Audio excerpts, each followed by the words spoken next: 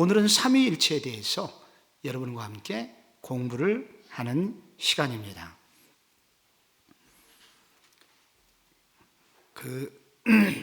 제임스 패커라는 신학자가 하나님을 아는 지식이라는 명저를 썼습니다.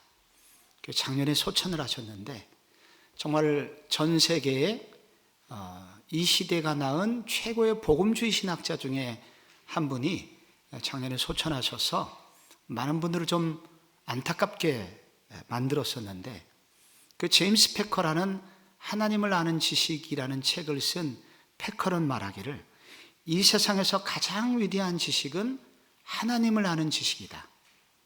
하나님을 아는 지식이 있다면 그 온 우주를 지으신 하나님께 나아가 기도할 수 있고, 그리고 그 하나님과 교제할 수 있기 때문이다. 그래서 하나님을 아는 지식이 있다면 우리는 이 세상에서 가장 아름다운 삶을 사는 사람이다 라고 그렇게 말을 했습니다. 만유인력의 법칙을 발견한 천재적인 과학자 아이작 뉴턴이 이런 얘기를 했습니다. 나는 진리라고 하는 광활한 바다를 앞에 두고 해변에서 조개 껍질을 줍고 있는 어린아이에 불과합니다. 내가 알고 있는 지식이라고 하는 것은 그 광활한 해변에서 조개 껍질을 줍는 수준입니다. 무슨 얘기일까요? 하나님은 너무나 광활해서 우리가 다 알 수 없다는 것입니다. 그래서 그분이 보여주시는 것만큼만 우리는 알 수가 있을 정도로 그분은 크고 넓고 광활한 분이시다 하는 것을 생각하게 됩니다. 여러분은 휴대폰을 쓰실 텐데 스마트폰을 요즘 많은 분들이 쓰고 있지 않습니까? 그런데 그 스마트폰 안에는 정말로 많은 기능이 있습니다. 그래서 우리는 이 스마트폰을 이용해서 내비게이션도 작동시키게 되고, 그리고 어마어마한 백과사전도 그 안에서 갖게 되고, 그리고 거기에서 또 우리는 유튜브도 하게 되고, 근데 이제 우리가 알고 있지 못하는 수많은 기능들이 거기에 있는데, 제가 교회의 어르신들을 몇 분을 뵈니까 그 비싼 스마트폰을 가지고 쓰시면서 전화 받고 문자하고 하는 걸로만 스마트폰을 대부분을 쓰시는 분들이 계시더라고요. 엄청난 내용의 스마트폰의 기능들이 있는데 그거를 거의 쓰지 못하시고 가지고만 다니시는, 나 비싼 핸드폰 있다 하는 것으로 그치는 걸 볼 때 많이 안타깝습니다. 그런데 그 기능을 하나씩 둘씩 익히게 되면은 새로운 영역에 눈을 뜨게 되죠. 하나님을 아는 지식이 그렇습니다. 오늘 저희들이 신론이 이제 몇 차례 계속되는 동안 우리 이 광활하신 그 하나님에 대해서 우리가 어떤 부분을 조금씩 알아가면서 하나님에 대한 지식의 영역이 넓어지고, 그만큼 우리는 하나님과 더 깊이 기도할 수 있고 교제할 수 있고, 또 우리의 신앙이 더 견고해질 수 있는 기회가 되도록 해야 된다 하는 생각을 하게 됩니다. 오늘은 삼위일체에 대해서 여러분하고 잠깐 나누려고 그러는데요, 하나 더하기 하나 하면은 당연히 우리는 둘이죠. 그리고 하나 더하기 하나 해서 세 개를 더하면 당연히 3이 돼야 되는데, 근데 성경은 3이 아니라 1이라고 그렇게 말을 하고 있습니다. 성경에 하나님이라는 용어가 하나님 외에 성자 예수님 그리고 성령 하나님, 이 세 분의 하나님이 나오시는데 이 세 분의 하나님이 세 분이 아니라 성경은 한 분이라고 얘기를 합니다. 그래서 이게 무슨 말인가? 우리는 생각을, 고민을 하지 않을 수 없습니다. 근데 사실은 성경에 보면은 이런 비슷한 얘기들이 많이 나오긴 해요. 마태복음 19장에 보면은 하나님께서 남자와 여자를 만드셨고 둘이 부부가 되게 하셨는데, 이 구절에 보면 둘이 아니요 한 몸이니 라는 말이 나옵니다. 부부는 분명 둘인데 따로 이 부부가 하나라고 말을 하고 있습니다. 이게 굉장히 신비한 개념이죠. 그래서 우리가 겉으로 수학적으로 다 계산할 수 없는 그런 영역이 있다는 것입니다. 하나님은 분명 세 분이신데 이 세 분이 아니라 한 분이라고 하는 용어를 일컬어서 삼위일체라고 그렇게 부릅니다. 성경에 방금 얘기한 대로 하나님은 성부 하나님도 계시고 또 성자 예수님도 계시고 또 그리고 성령 하나님도 계신데 이 세 분이 삼위로 영원히 존재하는데 이 삼위는 각자 완전한 하나님이시다 라고 이렇게 말을 하고 있습니다. 여러분 이미 괄호가 지나가고 있죠? 이미 그 안에 하나님은 한 분이신데 성부, 성자, 성령 삼위로 존재하는데 삼위는 각자 완전한 하나님이시다 라고 하는 게 삼위일체의 정의예요.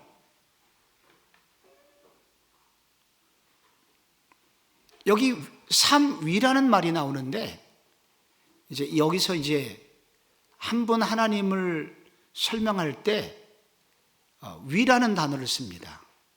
위격이란 말을 씁니다. 우리가 한 사람 한 사람 속에는, 인간들 속에는 인격이라는 게 있잖아요. 인격과 유사한 단어로 하나님에게도 인격이 계세요. 그런데 그 인격을 일컬어서 우리는 대신 인격 대신에 위격이라고, 하나님이시기 때문에 인간과 조금 대비하는 용어로서 위격이란 말을 이렇게 씁니다. 그러니까 성부, 성자, 성령은 세 인격으로, 위격으로 돼 있고 영원히 존재하는데 이 각각의 하나님은 완전한 하나님이시다 하는 것이 이제 삼위일체의 개념입니다. 왜 이런 개념이 나왔냐면은 이제 삼위일체에 대한 성경적 증거의 부분에 이렇게 보시면은 성경에 하나님을 한 분으로 표현하지 않고 복수형으로 표현을 하고 있는 것이 많이 있기 때문입니다. 예를 들자면 창세기 1장 1절에 여러분 태초에 하나님이 천지를 창조하시니라 말씀이 있죠. 근데 이제 우리나라 말에는 이제 하나님인데 이 원문에는 이게 엘로힘 이렇게 되어 있는데 엘로힘 이게 복수형이에요. 그러니까 영어로 쓰면은 God, God 뒤에 S가 붙어 있어요. 그래서 성경의 하나님이 한 분이 아니라 복수형으로 나와요. 여러 분으로 나온단 말이죠. 특히 조금 더 구체적으로 창세기 1장 26절에 보면 하나님이 인간을 창조하실 때 거기 뭐라고 되어 있습니까? 가로에 여러분 뭐라고 써야 됩니까? 거기에 하나님이 이르시되 가로에 뭘까요? 거기에 가로가 나오는데 그 성경을 찾아보시면 뭐라고 써 있을까요? 거기 우리의 형상을 따라, 또 그 다음에는 우리의 모양대로, 그 다음에 또 뭐가 나와요? 우리가 사람을 만들고 그들로 바다의 물고기와 하늘의 새와 가축과 온 땅에 기는 모든 것을 다스리게 하자. 그러니까 하나님께서 인간을 만드실 때 우리의 형상을 따라 만들자, 우리의 모양대로 만들자. 그러니까 여기 하나님이 한 분이에요? 혹은 한 분이 넘어요? 여기 한 분이 넘는 모습으로 이렇게 하나님이 여러분이 나온단 말이죠. 그래서 하나님은 한 분이 아닌가? 한 분이 아니에요. 지금 보니까 성경을 자세히 읽어보니까. 그리고 시편에 보면은 하나님께서 또 다른 하나님을 향하여 부른 흔적들이 나옵니다. 아까 하나님 한 분을 일컬었을 때 인격 대신에 위격이란 말, 위라는 용어를 자꾸 쓴다 그랬죠. 한 위께서 또 다른 위를 향하여 주님이라고 불렀던 내용들이 몇 차례 나옵니다, 성경에. 대표적으로 시편 110편 1절에 보면은 여호와께서 내 주에게 말씀하시기를. 여호와가 계시고 또 누가 계세요? 내 주가 계시단 말이에요. 그러면 여호와는 누구고 내 주는 누군가? 결정적으로 여러분, 이 장면이 매우 중요한 장면인데, 그리스도께서 세례를 받으셨잖아요. 여러분, 세례 받으실 때 그때 예수님께서 물에서 올라오실 때 그때 여러분 무슨 일이 있었는지 기억하세요? 누가 내려오셨어요? 성령이 하늘로부터 비둘기같이 내려오셨죠. 그죠? 근데 그때 무슨 음성이 들렸습니다. 그렇죠. 정말 훌륭합니다. 우리 교우들이. 내 사랑하는 자요. 그런 음성이 들렸죠. 그 장면을 제가 조금 정확하게 마가복음 1장 10절을 정확하게 같이 한번 읽어봐요. 시작. 곧 물에서 올라오실 때 하늘이 갈라짐과 성령이 비둘기같이 자기에게 내려오심을 보시더니 하늘로부터 소리가 나기를 너는 내 사랑하는 아들이라 내가 너를 기뻐하노라 하시니라. 아멘. 여러분, 여기 보시면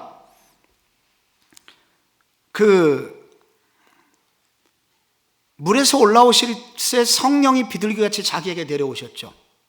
그죠? 성령이 비둘기같이 내려오셨습니다. 그럼 성령님이 계시잖아요, 지금. 그죠? 그 다음에 세례를 받고 있는 그리스도가 따로 계시잖아요. 근데 또 그때 무슨 소리가 들렸습니까? 하늘에부터 너는 내 사랑하는 아들이다 라는 또 하나님이 계시단 말이에요.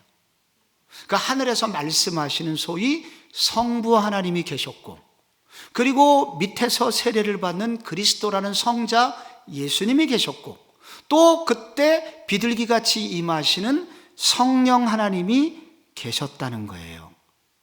이 세 분 하나님은 각각 개별적으로 존재하고 계세요. 그래서 분명히 세 분 하나님이 있다는 것을 우리는 알고 있습니다. 이것뿐이 아니라 그리스도께서는 성령이 오실 것을 또 예언을 하셨죠.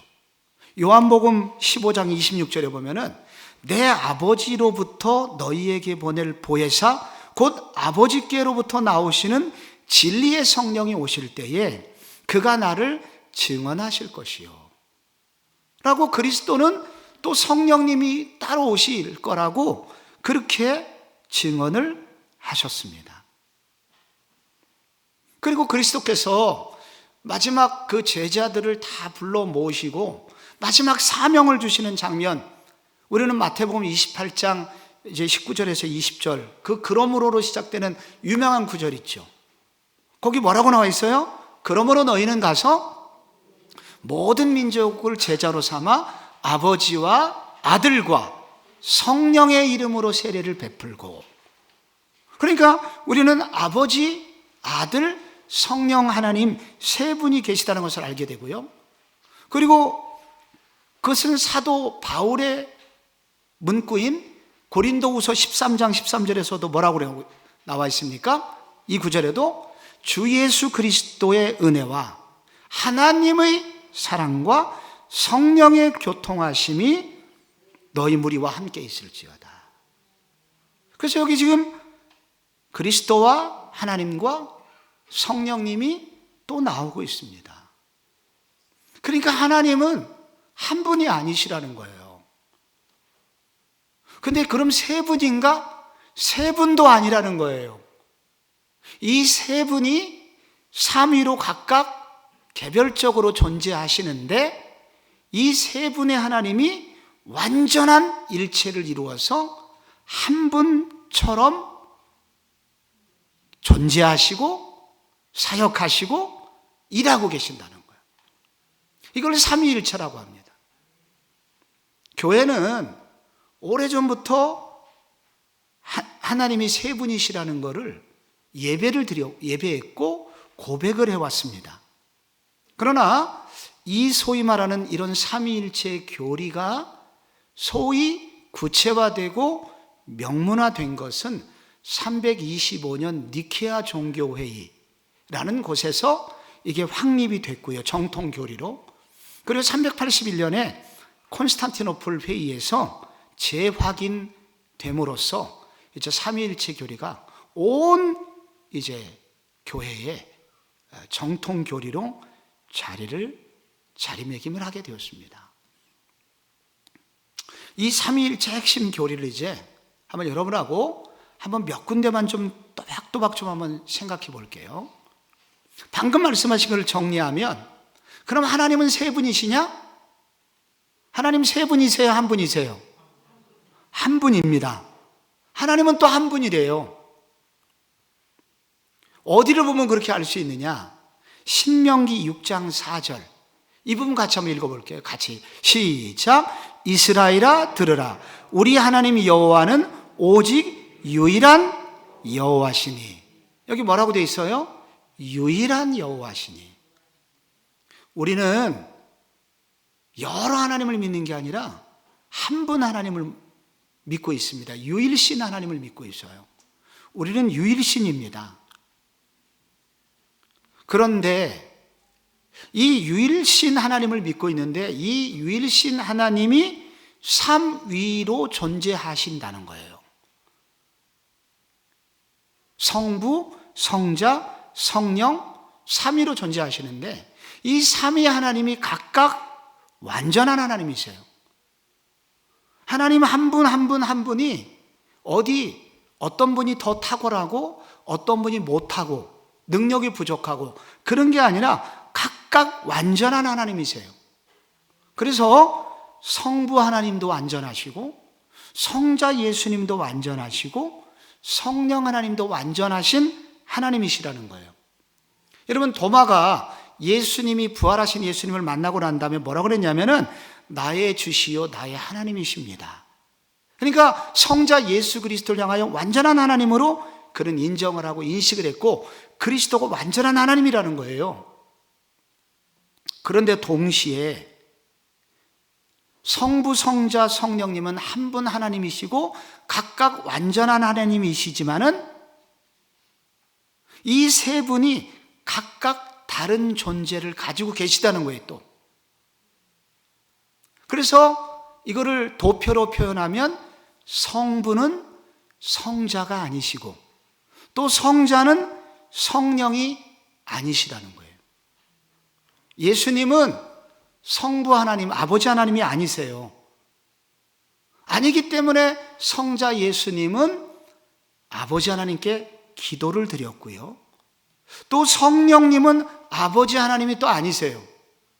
이분은 개별적으로 존재하세요. 그리고 아들이신 예수 그리스도는 성령님과 구별이 됩니다. 아까 세례 받을 때 기억해 보세요.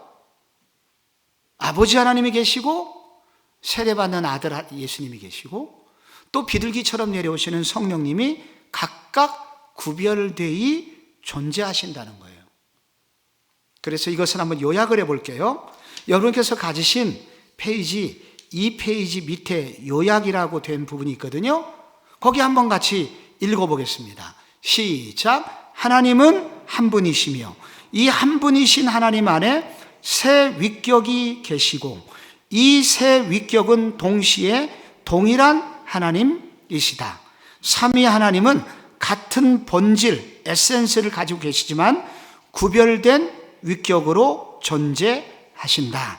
계속 읽어볼게요. 세 위격은 상호 내주 또는 상호 침투의 방식으로 한 하나님으로 존재하신다. 삼위는 구별되시지만 성부는 성자와 성령 안에 내주하시고 성자는 성부와 성령 안에 내주하시고 성령은 성부와 성자 안에 내주하시는 방식, 즉 완전한 연합된 존재로 계시기 때문에 결국은 한 하나님으로 계신다는 말이다. 그래서 그림을 보시면은 오른편에 여러분 이 삼위일체 하나님이라는 것은 본질, 하나님이라는 본질은 같아요. 성부 하나님도 하나님이시고 성자 예수님도 하나님이시고 성령 하나님도 하나님이시지만, 그래서 이 세 분이 어떻게 함께 이 세 분이 그러나 동시에 이 세 분이 동일하진 않아요. 또 개별적으로 존재하세요. 그런데 이 세 분이 세 분으로 존재하지 않고 한 분으로 존재해요. 어떻게? 상호 침투, 상호 보완의 개념으로 완전한 합의를 이루시기 때문에 세 분 하나님이시지만 한 분으로 존재하신다. 이게 바로 삼위일체라는 것입니다. 여러분, 제 목하고 제 여기 몸뚱아리하고 목은 제 이 얼굴은 따로 있고 분명 가슴은 따로 있습니다. 그러나 이것이 분리되어서 생각할 수는 없습니다. 제 몸과 팔뚝은 분명 하나죠? 그래서 저는 하나의 몸인데 이것이 결코 분리되어서 생각할 수는 없고 한 몸입니다. 그리고 이 안에는 지금 무슨 일이 벌어지고 있냐면, 여러분께서 자세히 보시면 뭐가 보이시냐면 혈관이 흐르고 있고요, 조직과 근육이 막 움직이면서 제 몸속에 상호 침투, 상호 보완, 상호 작용을 통해서 완전한 하나로 저는 지금 존재하고 있습니다. 하나님은 삼위 하나님이십니다. 개별적으로 존재하세요.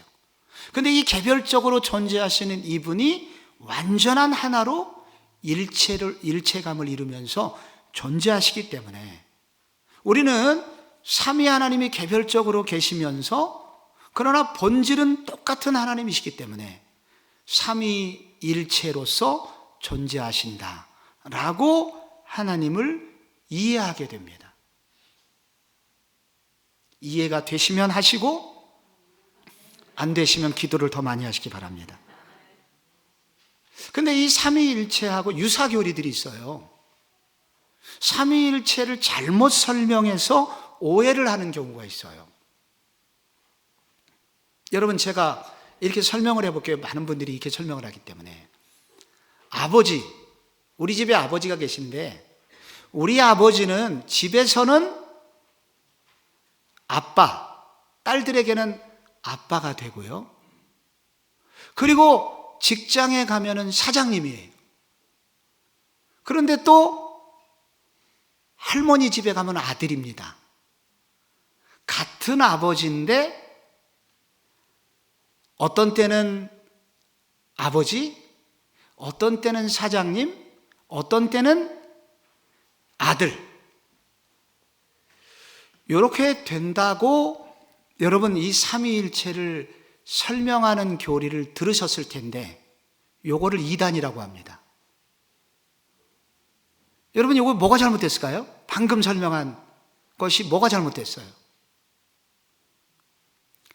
아버지가 집에 있을 때는 아버지지만은 동시에 그 아버지가 직장에 가면은 집에는 안 계시잖아요. 그죠? 그래서 그 아버지가 회사에 갔을 때는 사장이 되지만 사장이 되는 순간에 어디에 안 계시냐면 할머니 집에 안 계시고 집에 없어요. 그 아버지가 할머니 집에 가면 어떻게 돼요? 아들이 되는 것은 사실이지만 그 순간 어디 없어요? 직장에 없고 집에 없어요. 이런 식의 설명을 일컬어서 양태론이라고 부르고, 제가 가로 열고 사벨리우스주의다라고 그렇게 써놨습니다. 여러분들이 오해하셔가지고 우리가 하나님은 원래 한 분이신데 그 한 분 하나님이 구약에서는 창조의 하나님으로 나타나고 계시다가 신약에 와서는 그 하나님이 성자 예수님으로 나타나셨다가 그리고 말세에는 성령님으로 나타나신다 라는 류의 설명은 잘못된 설명이에요. 이런 것을 일컬어서 양태론이다 이렇게 부릅니다. 그러니까 한 분이신데 모양을 따라서 어떤 때 상황에 따라서 이렇게 바뀌는 식의 하나님으로 설명하는 내용을 양태론이라고 합니다. 근데 많은 이단들이 하나님을 이렇게 설명하다가 이단에 빠지는 경우가 많이 있습니다. 이런 설명도 들어보셨을 거예요. 물이 있는데 이 물이 굉장히 날씨가 추우면 뭐가 돼요? 얼음이 되고, 그리고 이 얼음이 되다가 굉장히 날씨가 뜨거우면 어떻게 됩니까? 수증기가 되어서 하늘로 날아간다. 그러나 같은 물이지 않냐? 이것도 잘못된 설명입니다. 왜냐하면 물로 있던 그 물이 얼으면 얼음이 되잖아요. 얼음이 되는 순간 물은 없어지고, 그리고 이것이 수증기가 되는 순간 물도 얼음도 사라져요. 하나님은 그런 게 아니라 성부 성자 하나님은 한 분이 계실 때 또 다른 분이 여전히 계시고 또 다른 분이 계셔야 돼요. 아까 말씀드렸죠? 세례를 받는 그리스도가 계심과 동시에 누가 있어요? 하늘에서 음성을 말씀하시는 성부 하나님이 계시고 동시에 비둘기처럼 내려오시는 성령 하나님이 계시다는 거예요. 이 삼위 하나님이 개별적으로 존재하는 것을 왜곡되게 설명하면 이 설명은 잘못된 설명이다. 이렇게 설명하는 것을 양태론이다 이렇게 부른다고 말씀드렸습니다. 그런데 또 하나 잘못된 설명 중에 하나가 삼신론이라는 게 있어요. 삼신론은 뭐냐? 이 세 분 개별적인 하나님을 너무 지나치게 강조하다 보니까 하나님은 한 분이 아니라 세 분이셔. 그럼 이걸 삼신론이라고 그래요. 삼신론은 잘못됐습니까? 옳습니까? 잘못됐어요. 왜? 하나님은 세 분이 개별적으로 계시지만 세 분이 아니라 한 분이시라는 거예요. 한 분으로 존재하신다는 거예요. 일체로 상호 침투, 상호 보완, 이 관계로 삼위 하나님이 완전한 일체감을 이루시기 때문에 세 분으로 여겨지는 것이 아니라 한 분으로 여겨진다는 거예요. 하나님이 그런 분이시라는 거예요. 여러분, 이 삼위일체를 오해해가지고 가연설이라는 이단이 생기기도 했습니다. 가연설은 여러분 느낌이 뭐예요? 가짜로 현현하신 분. 이게 무슨 말이냐면은 그 1세기 헬라 철학의 핵심은 눈에 보이는 현상 세계는 악하지만은 눈에 보이지 않는 이데아의 세계는 완전한 세계다 라고 믿고 있었어요. 그래서 육체적인 것을 되게 무시를 했어요. 인간의 육체를 무시했고 인간이 육체적으로 죽음 이후에 영혼을 갖는 것은 굉장히 선하게 봤지만 육체를 갖고 있는 것은 대단히 무시했어요. 그러다 보니까 그리스도께서 이 땅에 육체를 입고 이 땅에 오신 것을 그들은 부인하게 되었고, 그러다 보니 그럼 그리스도께서 이 땅에 오셨던 건 뭐야? 그리스도가 오신 것은 우리가 가짜로 그리스도가 나타난 것을 착각해서 본 거야. 가짜로 그분이 나타나신 거야 하여 가연설이라는 초대교회의 이단이 있었는데, 이 이단의 문제는 뭘까요? 그리스도의 그 신성을 너무 강조한 나머지 그리스도의 인간으로 오신 인성을 부인하게 되었죠. 그것도 삼위일체를 설명할 때 잘못된 설명 중에 하나입니다. 아리우스라고 하는 이단이 있었습니다. 초대교회에. 그 AD 300년경에 북아프리카 지역에 알렉산드리아라는 도시는 굉장히 발달된 도시였고 거기 세계적인 학사들이 모이던 곳이었어요. 한때 동양으로 말하면 홍콩 같은 곳이에요.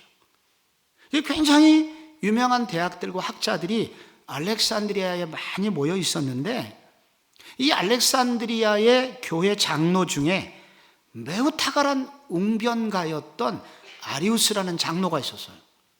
너무 똑똑했어요, 이 사람이. 근데 이분이 아무리 생각을 해도 그리스도는 인간으로 오셨는데 이 그리스도가 하나님은 아닌 것 같아.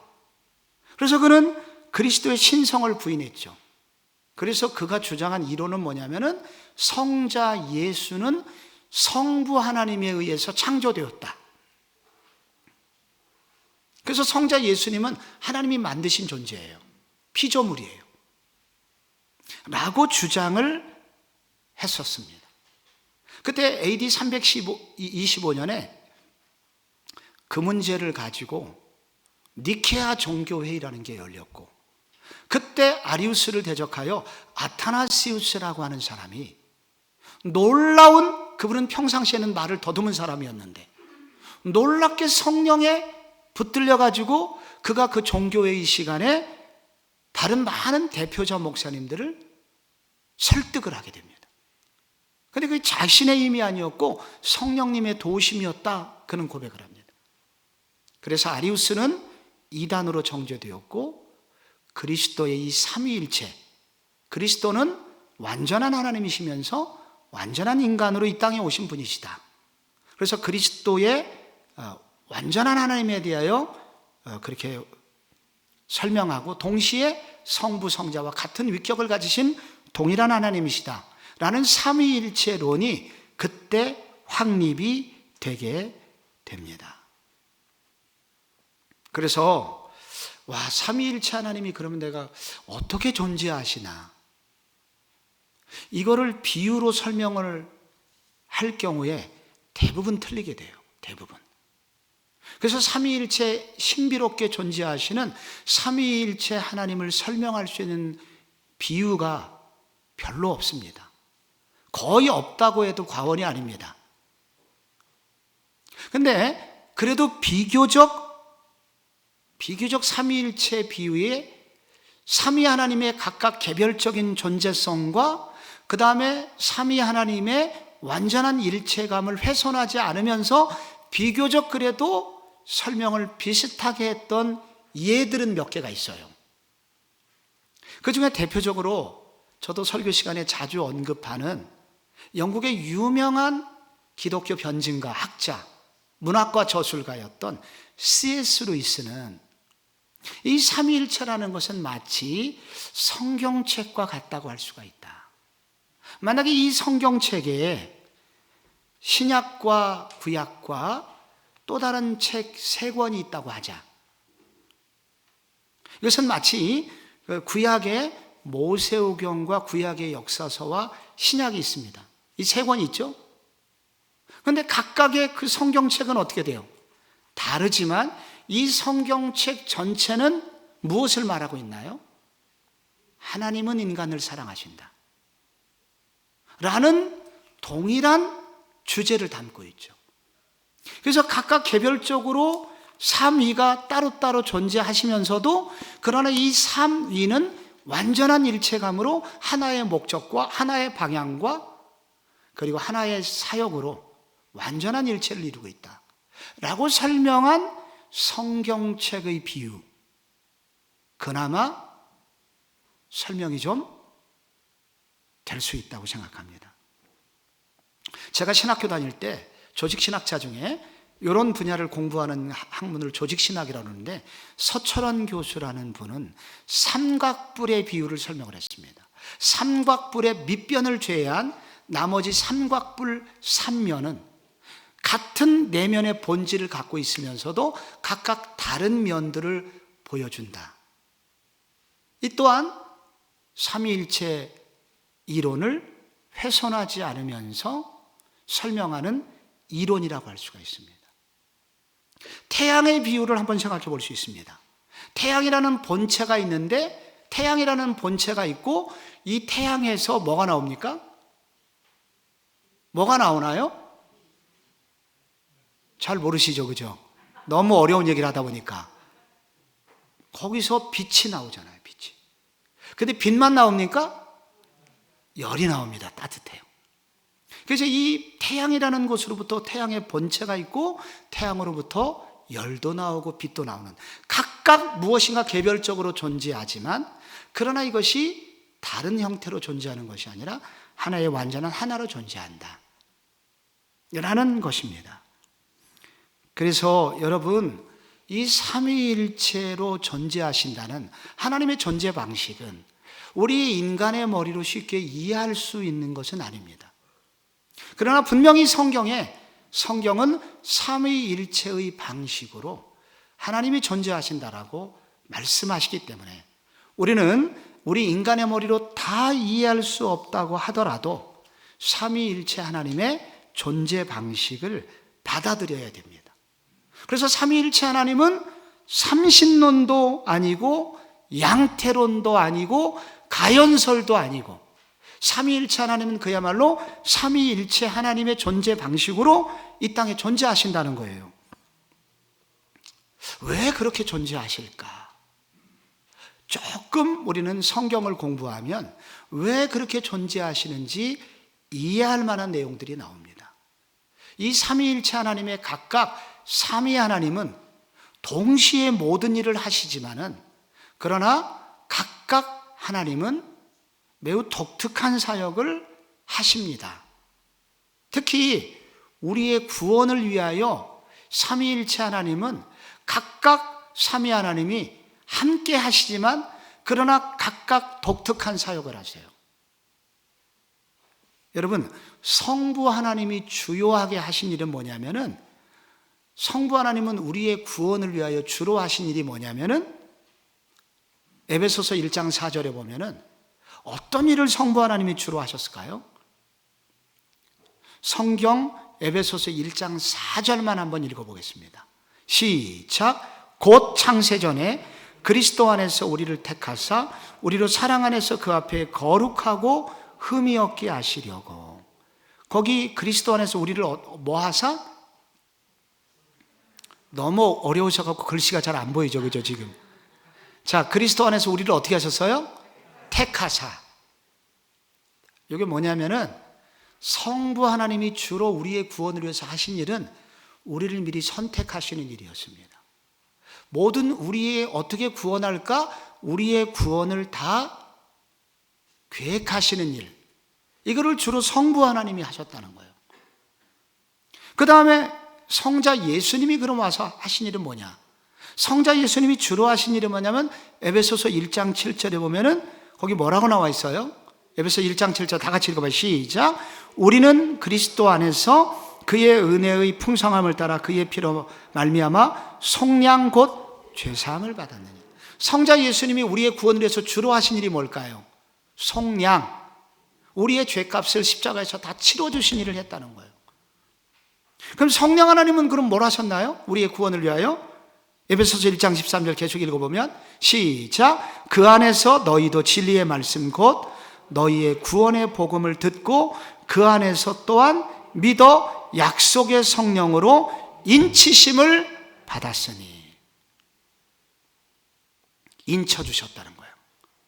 이 예수 믿는 이 사람은 하나님의 사람입니다 라고 영원히 그의 믿음이 흔들리지 않도록 하나님의 사람으로 인정을 해주시고, 그리고 천국 갈 때까지 우리를 이끌어 주시는 분이 성령 하나님이시라는 거예요. 여러분, 삼풍백화점 무너졌을 때 열흘 만에 남자가 한 명 구조가 됐습니다. 그 남자 이름이 최명석이에요. 놀라운 일이었죠. 놀라운 역사였습니다. 그날 아침에 신문에서, 뉴스에서 난리가 났습니다. 근데 열흘 만에 구조된 것도 놀라웠는데 더 놀라운 것은 그로부터 4일 후에 여자분이 구출이 됐습니다. 유지환이라고. 그래서 전 국민이 그때 알게 됐습니다. 여자는 남자보다 독하다라는 놀라운 사실을 알게 됐죠. 여러분, 근데 그 두 사람을 구조하기 위해서 세 부대가 움직였습니다. 세 부대가. 맨 먼저 구조본부가, 지금 이 삼풍백화점이 어떤 구조고 무너졌을 때 지금 어떤 일이 있고 몇 사람 정도가 지금 살아있는지를 탐지견들을 막 동원해 갖고 어느 정도 살아있을 것이다 라고 어떻게 그런 그들을 구조할 수 있나, 이 모든 그 구조를 지휘하는 지휘본부가 있었어요. 그리고 저기에 사람의 인기척이 드립니다 라는 얘기를 했을 때 두 번째 움직였던 부대가 119 구조대원들이에요. 직접 로프를 걸고 목숨을 걸고 들어가서 그를 끄집어냈죠. 그래서 보름 만에 그 사람이 나온 거예요. 그럼 나오면 사나요? 세 번째 또 하나 움직이는 부대가 있으니 그게 의료진들이었습니다. 그래서 그를 빨리 병원에 싣고 가가지고 그 다음부터 그에게 응급조치에 들어가고 그 다음에 주사를 놓고 영양제를 투여하고 이러면서 그 사람이 살아나게 되었죠. 그러니까 여러분 이 3일, 근데 이 세 구조분부나 구조대원이나 의료체계, 이 의료진들은 각각 개별적으로 존재하지만 마치 원팀으로 움직이는 것처럼 보였다는 거예요. 삼위일체 하나님께서 우리를 구원하실 때 성부 하나님은 우리의 구원을 계획하셨고, 성자 예수님은 십자가에서 우리의 죄값을 치르셨고, 성령 하나님은 우리를 다시 살리시기 위하여 마음을 오픈하게 하시고 예수를 받아들이게 하시고 믿을 때 구원을 확증해 주시고 천국까지 우리를 이끌어 주신다는 거예요. 이 삼위일체 하나님이 우리의 구원을 지금도 이끌어가고 계시는데 각각 개별적으로 역할이 다르다는 거죠. 그래서 우리 옛날에 복음송가 중에 삼위일체 송이 있었어요. 하나님이 선택하셨고 예수님이 구속하셨고 성령님이 인치셨으니 삼위일체 하나님 찬양. 음은 제가 조금은 흔들렸습니다만 원래 제가 노래가 연습이 많이 됐는데 약간 지금 목 상태가 안 좋아갖고 제 노래는 흔들렸지만 삼위일체 하나님은 흔들리면 안 됩니다. 그래서 하나님이 선택하시고 예수님이 구속하셨고 성령님이 인치셨으니 삼위일체 하나님 찬양. 우리의 구원을 위하여 여러분 성령 이 삼위일체 하나님은 이렇게 일하셨다는 거예요. 그러니까 이 세 분이 역사하셨으니까 한 분 하나님이 하신 것이 아니라 세 분 하나님이 역사하셨는데, 근데 이 세 분은 각각 개별적으로 따로따로 행동하신 거잖아요. 완전한 일체감으로 성부 하나님이 구원을 계획하실 때 같이, 성자 예수님이 십자가 지실 때 여러분 성령 하나님은 넉놓고 계신 게 아니라 같이 아픔을 공감하시며, 성령 하나님이 역사하실 때 성부와 성자가 함께 그 사역에 동참하신다는 거죠. 그래서 여러분 우리 안에 예수를 믿을 때 우리 속에 누가 들어오신다고 배우셨나요? 성령 하나님이 들어오신다고 배웠죠. 성령 하나님이 들어오신다는 그 말은 성령 하나님은 혼자 계실 수가 없기 때문에 성령 하나님만 들어오시는 게 아니라 동시에 누가 계시다는 거예요? 성부 하나님과 성자 예수님이 같이 우리 속에 계시다는 걸 의미해요. 그렇기 때문에 이 놀라운 구약에서는 상상할 수 없는 일이 예수 믿는 우리에게 일어나고 있다는 것입니다. 여러분 우리가 기도를 드리잖아요. 기도를 드리면 우리는 누구를 향하여 기도를 드리나요? 우리의 기도를 즉 누가 응답해 주실까요?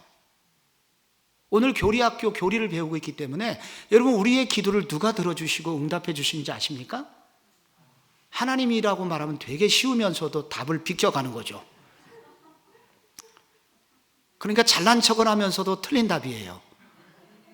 그럼 정답은 뭘까요? 우리의 기도는 누구를 향하여 드리냐면 성부 하나님을 향하여 드리는 기도입니다. 기도의 응답권을 누가 갖고 계시냐면 성부 하나님이 쥐고 계세요. 그러면 성령 하나님은 우리가 기도할 때 뭐 하고 계실까요? 로마서 8장 26절에 성령 하나님의 역할이 나오죠. 뭐 하고 계세요? 이와 같이 성령도 우리의 연약함을 도우시나니 우리는 마땅히 기도할 바를 알지 못하나 오직 성령이 말할 수 없는 탄식으로 우리를 위하여 간구하시느니라. 그러니까 우리가 성부 하나님께 기도할 때 성령님은 뭐 하고 계세요? 함께 우시면서 우리의 기도를 돕고 계시다는 거예요. 그럼 그때 성자 예수님은 뭐 하고 계세요? 34절에 누가 정죄하리요? 죽으실 뿐 아니라 다시 살아난 이는 누구? 그리스도 예수시니 그는 하나님 우편에 계신 자여 우리를 위하여 간구하시는 자십니다. 우편에 계시다는 것은 이제 부활하신 이후에 승천하셔서 우주의 전권을 가지고 계시다는 거예요. 그래서 그리스도께서는 하나님 보좌 우편에 앉아 계셔서 뭐 하고 계시냐? 우리를 위하여 간구하고 계시다는 거예요. 내가 그 아들, 그 딸을 위하여 제가 십자가에서 못 박혀 죽지 않았습니까? 그가 좀 부족하더라도 하나님 저를 봐서라도 기도에 응답하옵소서 하면서 우리의 기도를 돕고 계시다는 것입니다. 그러니 여러분, 우리의 기도가 응답을 받을까요? 안 받을까요? 받을 수밖에 없죠. 우리의 기도를 들으시는 분이 분명 성부 하나님이시고 성령님이 우리의 기도를 돕고 계시고 성자 예수님이 지금도 간구하고 계시니 어떻게 우리의 기도의 응답이 안 되겠느냐? 기도하라! 반드시 응답을 해 주실 것이다 라고 말씀을 하고 있는 것입니다. 삼위일체 하나님의 이런 그 존재 방식을 통해서 우리 교인들이 꼭 알아야 되는 게 요한복음 17장 22절의 말씀입니다. 여기 뭐라고 나와 있는지 한번 같이 읽어볼게요. 이건 예수님이 마지막으로 제자들을 향한 위한 기도였습니다. 같이 읽어봐요. 시작. 내게 주신 영광을 내가 그들에게 주었사오니 이는 우리가 하나가 된 것 같이 그들도 하나가 되게 하려 함이니이다. 내게 주신 영광을 내가 그들에게 주었사오니 이는 우리가 하나가 된 것 같이 그들도 하나가 되게 하려 함이니이다. 이게 무슨 말입니까? 여기 뭐라고 돼 있어요? 제자들이 하나가 되기를 원합니다라고 기도를 하고 있잖아요, 예수님께서. 근데 누구처럼 하나가 되라는 거예요? 누구처럼? 잘 보시고 답변해 보세요. 하나가 되게 하옵소서 이렇게 기도를 하고 있는데 교회를 위하여 이거 교회의 하나됨, 제자들의 하나됨을 기도하고 계시면서 왜 하나가 되어야 된다는 거예요? 누구처럼 하나가 되라는 거예요?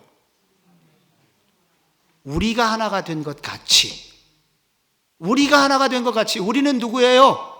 성부, 성자, 성령 삼위일체 하나님이 각각 개별적으로 삼위를 가지고 계시지만 그러나 완전한 하나됨으로, 완전한 일체감으로 이렇게 견고하게 하나가 된 것 같이 개별적인 삼위로 계시지만 완팀으로 모든 일을 진행하는 것 같이 모든 본질이 같고 뜻이 같고 사역이 같고 의지가 같고 인간을 향한 사랑이 같고 구원을 향한 열정이 같은 이 삼위의 온전한 하나 되심, 우리가 하나 된 것 같이 주님 제자들도 하나가 되게 하여 주옵소서. 이렇게 기도를 예수님께서 하고 계시다는 것입니다. 그러므로 교회는 왜 하나 돼야 되는가? 교회는 어떻게 하나 될 수 있는가? 그리고 하나됨의 우리가 그 전형적인 샘플은 무엇인가? 라고 할 때 바로 삼위일체 하나님이시다. 삼위일체 하나님이 각각 다르지만 그러나 완전한 일체감과 하나됨으로 존재하시기 때문에 교회는 이렇게 각각 다 다른 사람, 각각 다른 경험과 그리고 다른 과거와 그리고 다른 성향과 다른 은사를 가지고 있지만 우리는 다른 것이 아니라 온전한 하나됨을 이 하나됨의 존재 방식으로 교회도 존재하기를 힘써야 합니다. 우리가 부부가 됐을 때 부부가 왜 하나가 되어야 됩니까? 각각 따로 놀고 각각 다른 계획을 가지고 그리고 각각 돈을 따로 쓰고 그렇게 해서는 안 되는 이유가 무엇입니까? 우리가 믿는 하나님께서 다르지만 완전한 일체감으로 하나 되셨기에 우리 부부도 그렇게 하나 되기를 힘써야 합니다. 삼위일체 교리. 여러분 오늘 삼위일체를 배웠는데 삼위일체 교리는 우리의 구원에 대하여 바른 시각을 알려줍니다. 우리의 구원이 단지 죄사함 받는 정도가 아니라 죄사함 받고 난 이후에 하나의 공동체를 이루어, 그리고 그 공동체가 완전한 일체감과 하나됨으로 서로 사랑하고 서로 의지하고 서로 기도해주고 축복하고 하나님의 꿈을 이루어드리는 그런 공동체로, 그렇게 이 땅에서 그런 방식으로 교회가 존재해야 된다 하는 도전을 이 삼위일체 교리는 우리에게 주고 있습니다. 이 삼위일체 교리는 논쟁이 아니라 신비하신 하나님을 경외하고 신앙 고백하도록 도와줍니다. 삼위일체 교리를 공부하는 것은 무엇이 자꾸 옳으냐 틀리냐를 자꾸 논쟁하고 따지라고 삼위일체 교리를 배우는 것이 아니라, 그 삼위일체 하나님이 이렇게 신비한 방식으로 존재하시니 그 하나님을 경외하고 예배하고 신앙 고백을 바르게 하도록 도와줍니다. 이 원리를 따라서 우리가 하나님을 바르게 알고, 그리고 이 하나님을 우리가 하나님의 성품과 그분의 존재 방식에 맞게 예배하고 찬양하시는 그런 모든 성도님들 되시기를 축복합니다.